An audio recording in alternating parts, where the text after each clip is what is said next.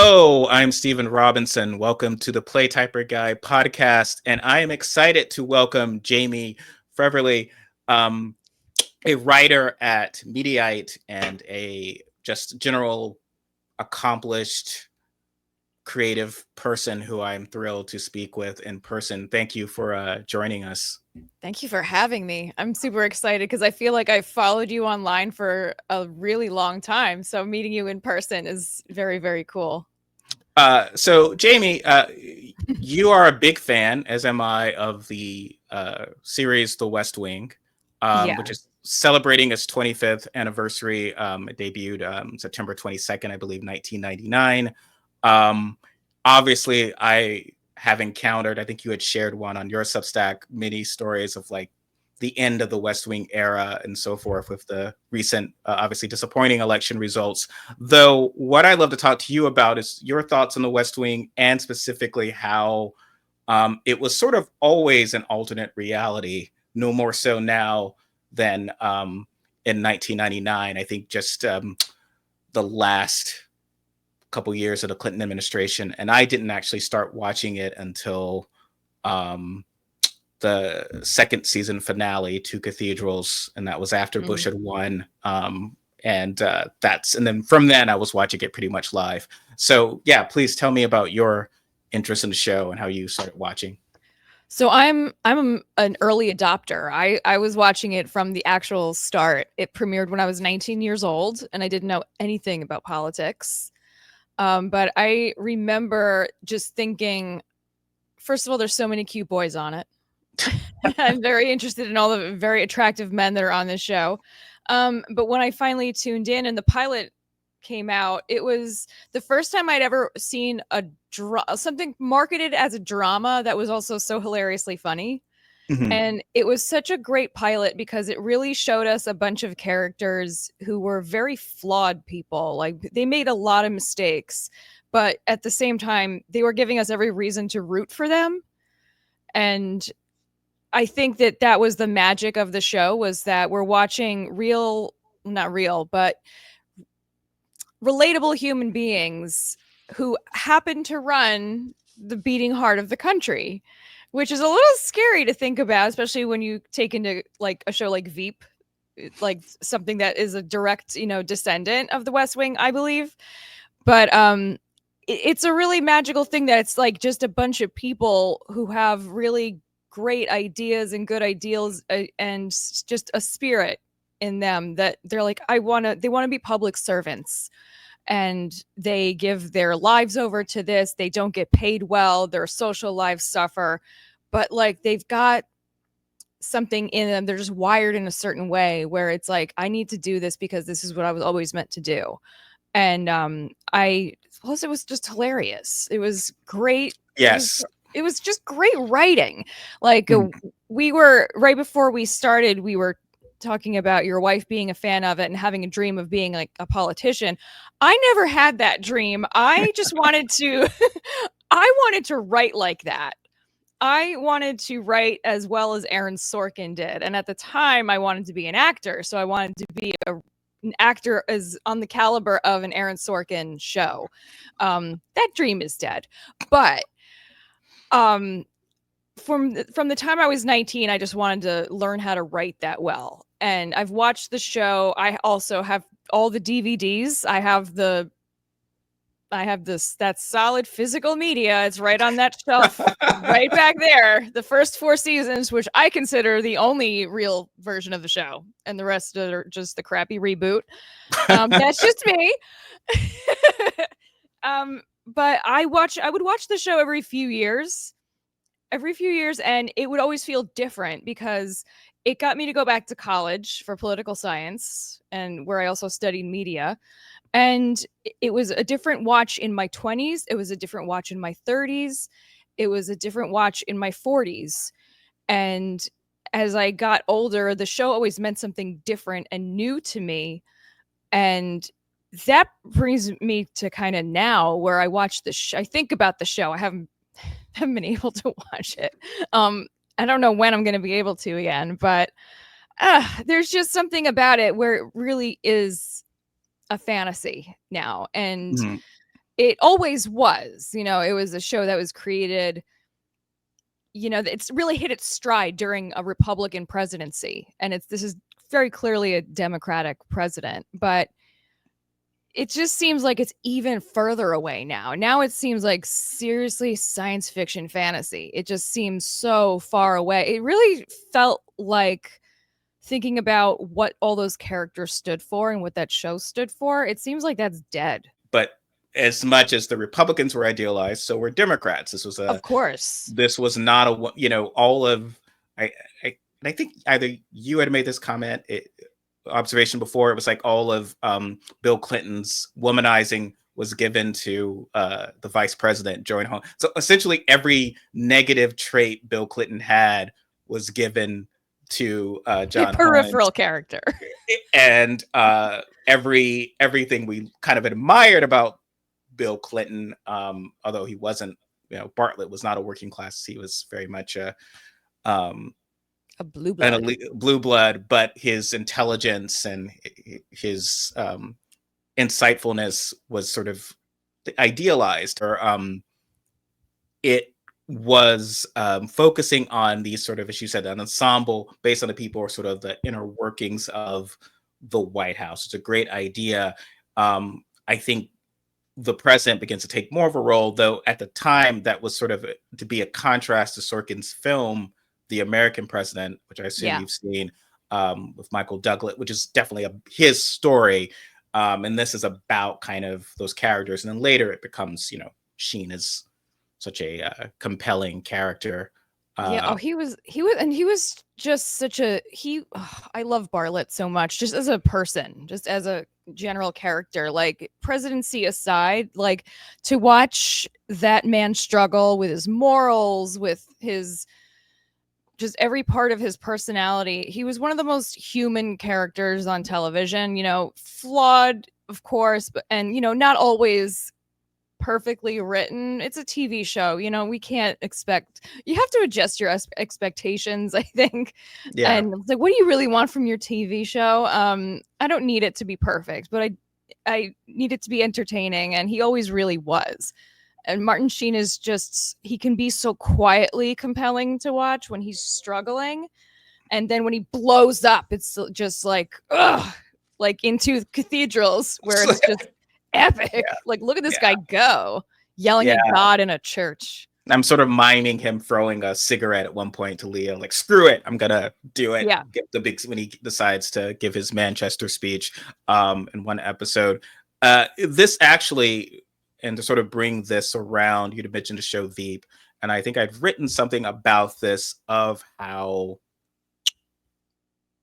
and especially it came up with Kamala Harris, and then later with, and earlier with Hillary Clinton, the sort of, we've kind of rarely, I think, and maybe there are other examples that people might know and leave in the comments, they've heard of them, the sense of a flawed leader who is a woman, who we are, because this is a show where people get, Toby, Josh, everyone gets upset with Bartlett or challenge Bartlett, but ultimately he is and this is very much the great man theory of politics, but he is a great man. He is a great leader. They truly believe in that. And later, when they have a sort of loser vice president, they're kind of like, he is not a great man. He's not worthy to do this. Even the Republican played by Alan Alda is better suited. This is after Sorkin had left, but that thread remained of the great man. Yeah. Whereas Veep, which is certainly it's a comedy and certainly has a much more cynical look at politics. Selena Meyer, played by the great Julie Dreyfus, she's not a great thing. She's not especially an inspirational person. She doesn't believe in anything. She is a sort of what people, I think, on the left and even the right would have cynically said about Kamala Harris, or cynically said about, Hillary Clinton, that either all they want is power, or they're an empty suit, or they don't believe anything. And sort of when we look at, even from Barack Obama, the folks who are very supportive of Bernie Sanders, the idea is that, this man might have flaws, but he's a great man. I do wonder, what are your thoughts on this? How much of media sort of primes us to to view it that way. Like, this man is flawed, but he's meant to be great. I mean, men just get so much more of a pass than women do because women have to be perfect. And we have to be. I mean, Van Jones said it really well. He said Kamala Harris had to be flawless while Donald Trump could be lawless. And it's true. You know, she was held to such impossible standards in such an impossible situation, and he was held to none. And people still on his side consider him a great man for some reason. And I don't know if I have really lost faith in America seeing a woman in that way, because in my opinion, we had two opportunities to see that and decided against it. Mm-hmm. And it just, this is why this election really killed me. It's like we were given someone who was so immensely qualified and had ideas, had come up in the middle class and really earned her way up and then some. Like, she was so ready for this. And then there's this other guy, and he gets away with literally everything. Mm-hmm. And no one cares. But she word salads, which is a phrase if I ever hear again, I'm going to throw my computer out a window. But it's I've really lost faith in ever seeing that ever happen here. So it's like this election told me this country does not want to see women that way. Like, I Mm-hmm. do, but I'm a woman, so I don't know what someone who isn't a woman sees. So it's Um, a really conflicting, upsetting thing that's weighed heavily. I mean, Selena Meyer is like Nancy Mace. Like, she's just a whore for attention. She's out there to get TV hits. She is not out there to legislate. She's not out there to be a public servant. She is out there to be a political influencer. yeah. Like, what has this Congress done? They've done nothing and somehow got elected again. That's what Selena Meyer does. She fails upwards. Mm-hmm. Like, Well, she should not be president. well, and that's what was frustrating, because that was the model. Like, well, Veep is worthy satire of, as you said, someone like Nancy Mace, craven opportunists, but not. I mean, Hillary Clinton believed in things. Yes, She she did. was flawed. She's flawed. Who isn't? Bartlet's flawed, but she is Yeah. not. She's certainly closer to Bartlett than Holmes. What are your thoughts about the escapism of the West Wing? Was it ever comforting for you when you would check it out or something during tough political times, or did it not have that effect on you? It, in that way, it never really did, because for me, West Wing is always about the creativity of it and the storytelling of it. And I was always they were always very separate, even though like it inspired me to become a somewhat political animal. Like, I wanted to understand how my country worked, Mm-hmm. because when I watched West Wing, I realized I don't know what they're talking about, and I feel bad about that. And it was interesting enough to me where I wanted to know. I mean, like, I came of political age in like the 2000s, you know, post 9/11. I was 21 when 9/11 happened, and Bush v. Gore was like my first election, which sucks. But I had, you know, I'm a theater person too, and at least I used to be. And, you know, I had a lot of gay friends, and I didn't want anything bad to happen to them. And I loved them. And I soon found out, like, the right wants to beat them up and limit their rights. And I'm not about that. Also, I'm a woman, and I want to be able to have an abortion if I need to, because that's my choice and my body. And that's how I became a liberal, was like through all those things. So yeah, the West Wing was always like my little comfort food show, because like these people think like I do. Also, all these people are very attractive and they're very funny and they are very fun to watch. But like, what are they talking about? So that it prompted me to want to know what they were talking about. But like,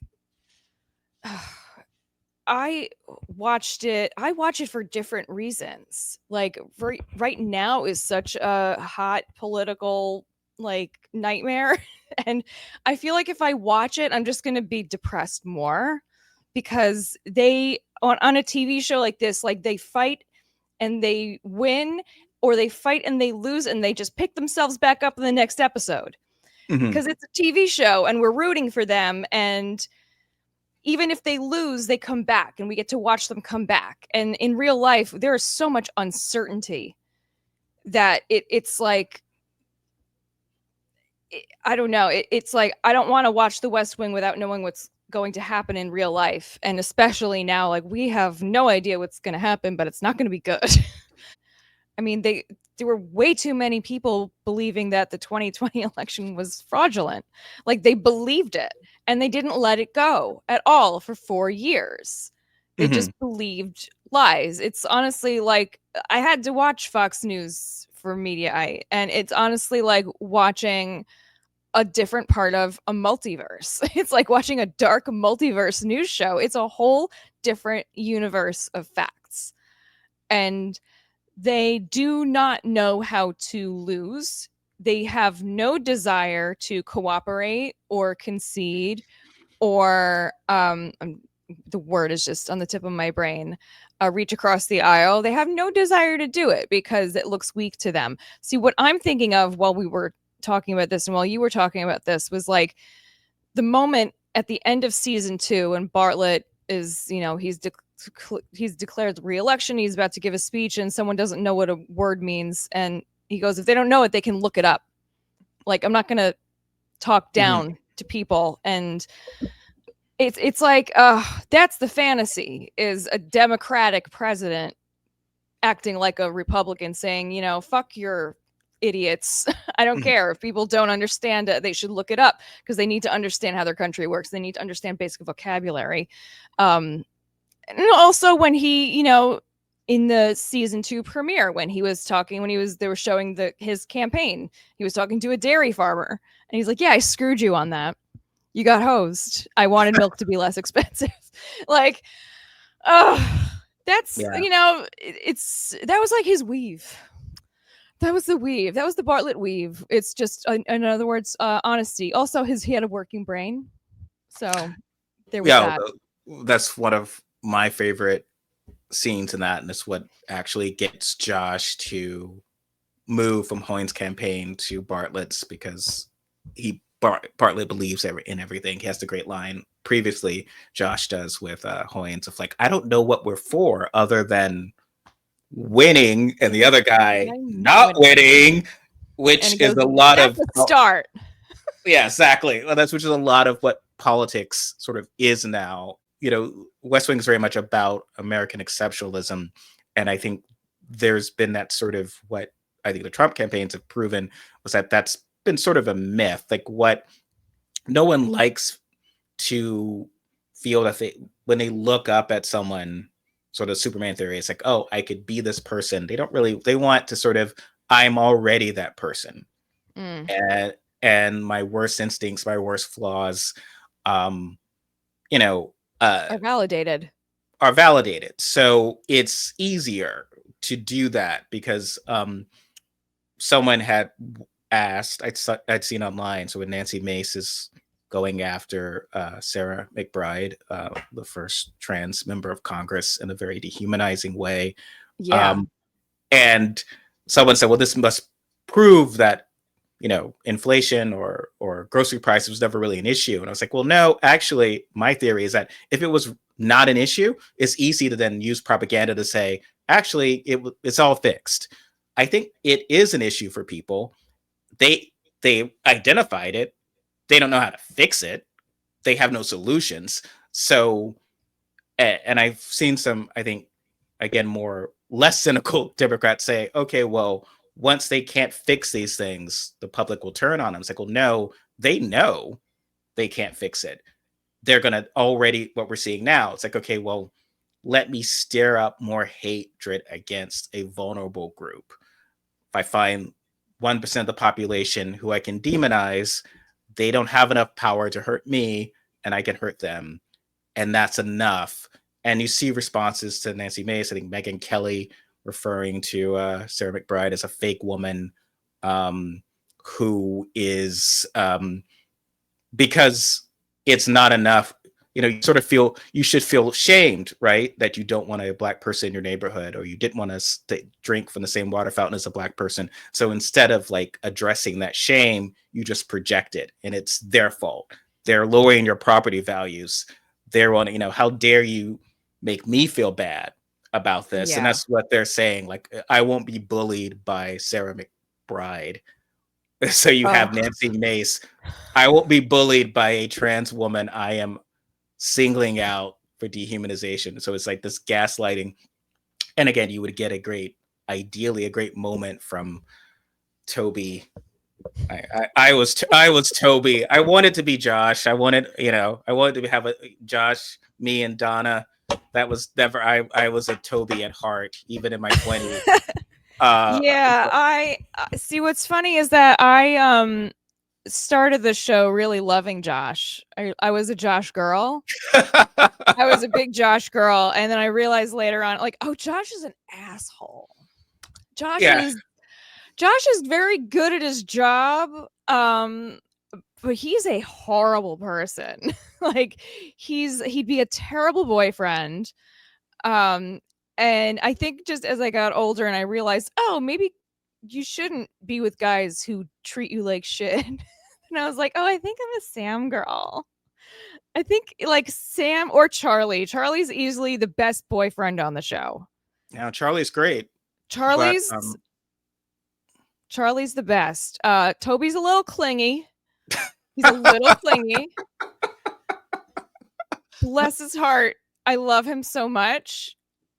But like, Sam wants to be your boyfriend, and then he wants to be your husband, but he wants to be your partner more than anything.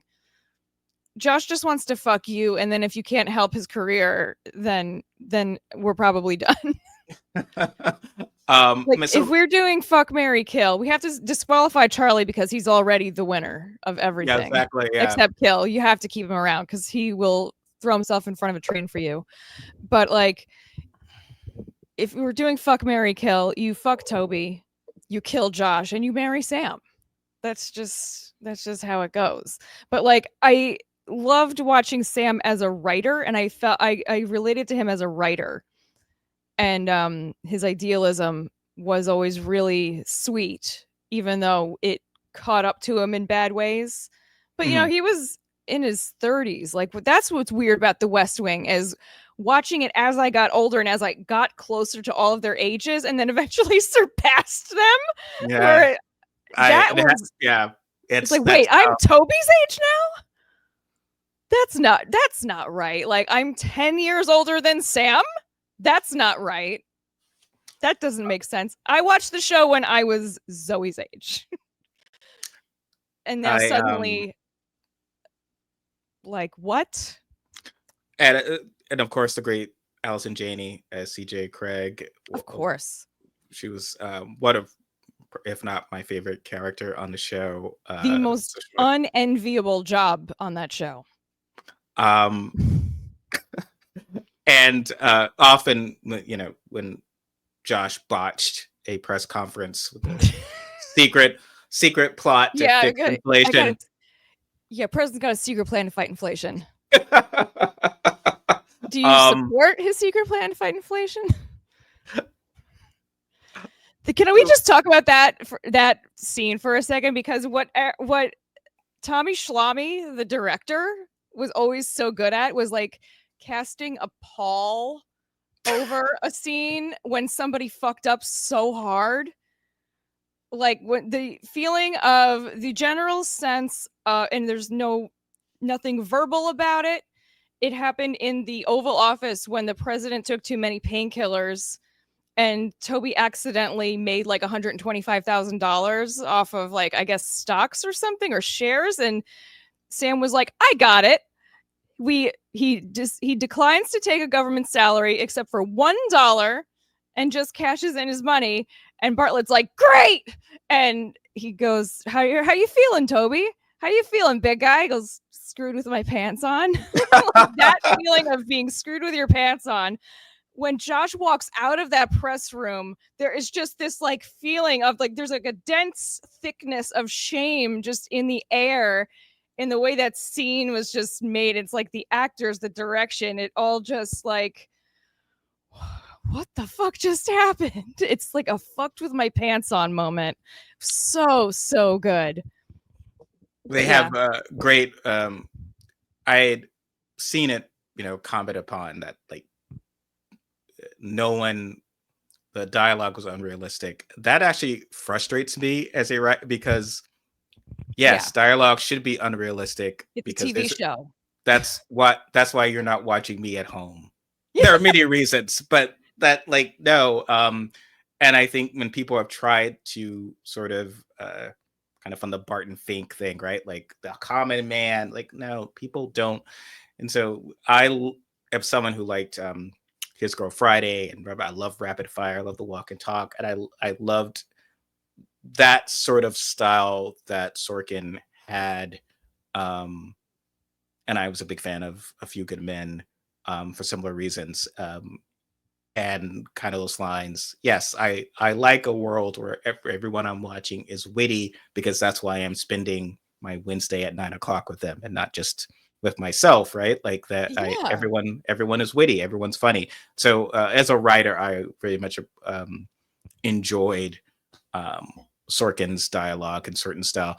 Yes, Sorkin's politics. It's The same as when you interesting. watch cartoons. I Yeah, mean, uh, and I've watched. It's interesting. It is a very, I guess, a term. It is a more moderate, more central. They're liberals, but certainly more moderate, and more um, centrist than a lot of sort of modern Democrats might be. And I think that's been a debate, right? Like that we need to maybe start sounding more like Sam had the great line about, I'm fine if you tax, I made a lot of money. I was fine getting taxed more, but there's no yeah, need to insult me, right? Like let's be nice right. to the people that we're taxing more, which is of course there's a strain of liberalism that would not have taken that approach, Josh. But and even in Bartlett's thing of like one of the things like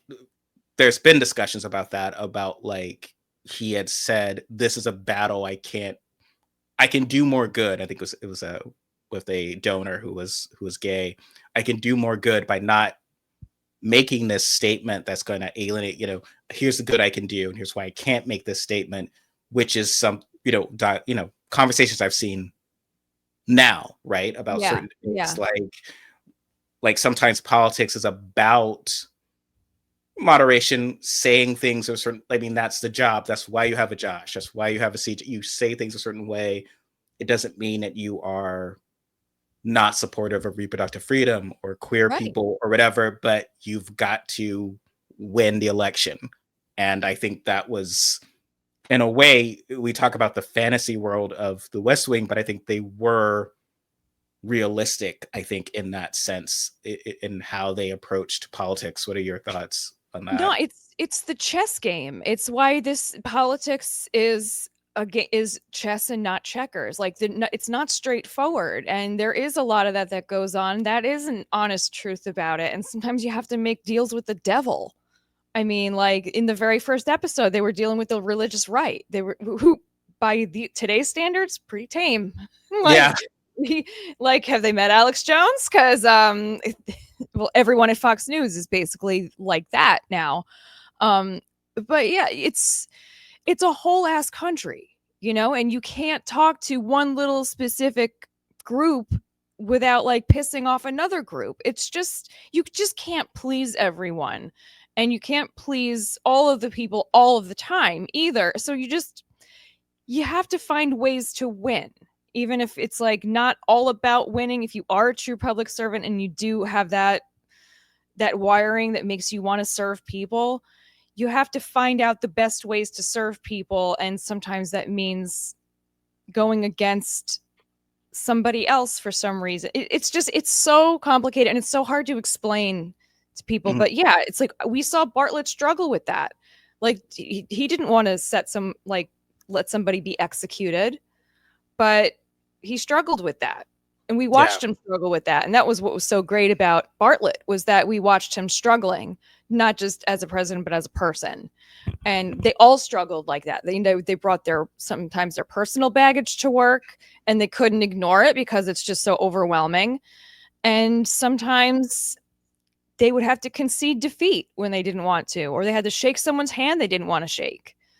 I mean, there's Josh's most classic line ever, which is, "I'm so sick of Congress I could vomit." You can't get rid of Congress, and you're going to have to deal with them, and you're going to have to give some shitty people some shit that they want. Yeah. You're going to have, And and then he's you're going to have to eat a shit sandwich. and he's talking about his own party too, right? He's trying to, there's a Yeah. lot of, and this was during the 90s also, when we had Democratic senators in South Dakota and Right. Louisiana. Like, you have to triangulate a lot. Like, I hate the whole concept of the president having to be someone you'd want to have a beer with. Like, I need my president to be a lot smarter than me, because I want an intellectual, smart ass president. I want a president who knows the Constitution inside and out. Like, I want an Obama, I want a Bartlett, I want a Kamala Harris, and like, John McCain still would have been better. Like, I read your column on John McCain, and like, I'm a John McCain fan, but everything you said was obviously absolutely true. But like, he wouldn't have been as horrible a president as like Trump. Like, we're not talking about, when we're talking about like Republican presidents or candidates, we're not talking about Trump. Like I miss the McCains, and like, where, even Romney, like, where are these normal guys who like want to be public servants? They want to do this. I mean, you have to be a little bit of a narcissist to want to do that, to think like, yeah, I can run the country. But like, they had something in them that was for the people and not 100% for themselves. And I think even as gender coded as to how the beer thing was, even having a glass of wine with someone or whatever, I think at the core it just means you like and trust this person. So I like and trust Bartlett. I mean, that's why I watch the show, right? Like, he's someone you trust them. And I think I tend to not want to drink with people I don't trust, mostly because God knows what they're going to put into it when you look in the other way. These like guys, Trump's entire cabinet. Yeah. Those are roofie bros. Those are the guys you see and you put your coaster over your glass. But he's so like, he's betrayed everyone who's ever been close to him. Like, we've seen it. It's like people who kept willingly working for the Joker when he always kills his henchmen. It's like, you would just think like, well, just work. I mean, the Riddler is gonna pay you less, but you'll make it through the week. Like, why are you doing this? And like, everyone, all these people, like from Elon Musk to JD Vance, is like, well, that they're going to betray you, as opposed to Bartlett being someone who's like telling Charlie, like, our friendship will end if you try to protect me, but I don't. And then even Leo saying, look, if you have a way out of this, get out of this because of legal fees or whatever, because they care about other people, but Trump only fundamentally cares about himself. There's clear evidence of this. That's what's astonishing to me. Yeah, like, I mean, he's shown it to us so many times. I have had the conversation with people before, like, can we say he's like a malignant narcissist? And he's like, we've been seeing this guy put it all out there for 10 years. I think we can make an assessment based on evidence that he has given us. But I love that. I thought about that line when in the classified documents case when it happened, because it was his body man who he was asking to like cover up for him, or I guess, or allegedly was involved in the classified documents movement. It was like the Charlie role. And I thought about that line over and over and over again. And like, if you lie for me, we're done. And that, like, first of all, Bartlett and Charlie had such, the Paul Revere knife thing that you sent me. It's like, okay, you can't make me watch that before we start, because that gets me every time, every single time. He puts did this not. poor Yeah, he kid didn't on a have a goose son. chase. Oh, that It's a great moment, a great scene. I felt moving. I was a point in my life when I was watching House of Cards, which obviously now is much more contentious with Kevin Spacey's challenges. But yeah. I used to think, oh well, that's the real thing, and I was like, no, no, no. It's okay to write about and watch and enjoy complicated, flawed, but ultimately decent people. All of Yeah. them were ultimately decent people. Even towards the end, again with Vinnick, uh, ending of that is, to me, that's something good to put out there. I think is and Yeah. it's entertaining. I think House of Cards is entertaining in its way. Veep is hilarious, but I think, especially for politics, for those who's politics, sort of, I want to put out the optimism. Yeah. I think this is when this, dies down and I no longer have to cover politics for my daily life. I know that I'll watch The West Wing again. But man, so on my Substack has a lot of my West Wing fan fiction, which I will not make anyone read. Please But read. Link below. I mean, it's I'll defend myself for a second. I write it so I can, find a new story, but with that's original. Anyway, I was writing like 3 stories. I had like 3 West Wing fanfics that I was working on that I was just like having fun with, like no one, I don't really give a shit about this. This is just writing for the sake of writing, for my own pleasure, for my own whatever. And I looked at it and I was like, I can't live in this world right now. I can't. There's I, a part of my soul has been crushed and shat on and then eaten and then vomited back up. And I can't be in this world right now where these people who do a public service, like, because they love it so much, I can't live in this world when I don't live in this world, when the reality is so nihilistic and everyone, it's not even America, like it's not a citizenry anymore. It's just everyone is out for themselves. And that's how I felt after the election. Like no one cares about how anything affects other people except for them. And when you don't think about other people, you never know when it's going to come for you. Like all the bad shit that you think where that's never going to happen to me. It's like all those true crime shows where they live in a nice little small town and they go, that kind of stuff never happens here. And it's like, this kind of stuff always happens in places like this. Do you ever watch TV? Because Mhm. it happens in small towns like almost exclusively. Like I'd be more scared in a little tiny, white southern flyover state. It's like there's a murder that's going to happen here and it's going to be ugly. Where can people find you out on the internets and so forth, Jamie? So I've kind of abandoned my Instagram for a little while, but it's private anyway. So I will urge everyone to just visit my Substack, which is called Bad Influencer. And read my garbage there. You can read most of it for free.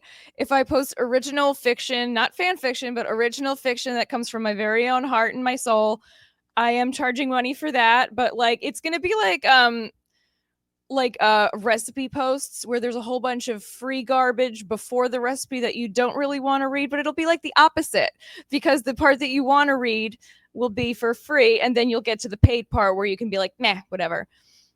But I feel like if I'm giving you actual like creative original work, I have the you know, I can charge for that. I'm going to charge that's going to come with a ticket price. Everything else is just bullshit. And I'm not going to charge you for that. I'm just on there having fun. So, it's like I think Substack has been a really fun outlet to just kind of shoot the shit and read some opinions, but also read some fun stuff. Like once everyone's ready to be funny again, which we will, um, like I'm very ready to move on to a world beyond politics and just go back to entertaining. Um, like I want to write stories. I want to tell stories, and I want to really unfuck my head and put that stuff out there because I used to be really funny and now I'm just tired. Well, you were funny. You were a delight. They will be. I will clip some of our more the stuff where we got off West Wing, and you were hilarious, but and I got depressing, and we'll put that on my YouTube. And then, but the general. But this has been such a great conversation, and to revisit the show that we both enjoyed. Real quick, favorite uh, episode or season, or what would you sort of say that this is the Jamie? This is the Jamie West Wing. Oh This my god. So I think one of the funniest episodes is Six Meetings Before Lunch. That's in season 1. I am a big fan of season 1, but season 2 is where the show really hit its stride. I will give props to season 4, the first part of it, when Sam is running for Congress, because it's really good acting by Rob Lowe. Rob Lowe is like the reason I'm sober. So he's like got a no. very special place in my heart. Um, I think that arc is so interesting for Sam because he's like coming of age he's moving from act 1 to act 2 in his career. He was doing a thing he always thought he'd be doing, and then he realized, oh, this is not maybe the thing I'm going to be doing forever. And that's a really hard part of your life to reach. And I watched that arc when I got laid off from WWE and I had no idea what I was doing with my life at all. And I was like, oh no, I'm just reaching the end of one act. And I'm watching Sam go through that transition of I'm ready to do the next thing that I was supposed to do. And now that I'm done with this first thing that I was supposed to do. And it's hard because I thought I was always going to do this. So watching him come to grips with like, oh, it's time for me to step up. It's time to go out of my comfort zone and do something terrifying and scary. And he has one of the best lines that I say to myself when I feel like I'm failing is if I'm going to lose, I'd like to lose doing something. And that's also a good line. Yes. For anyone who is pissed about politics right now, if we're going to lose, we should try to lose doing something. That's one of my favorites as well. So thank you so much, Jamie. Thanks everyone for listening. Like, share, subscribe. We'll catch you next time. Take care.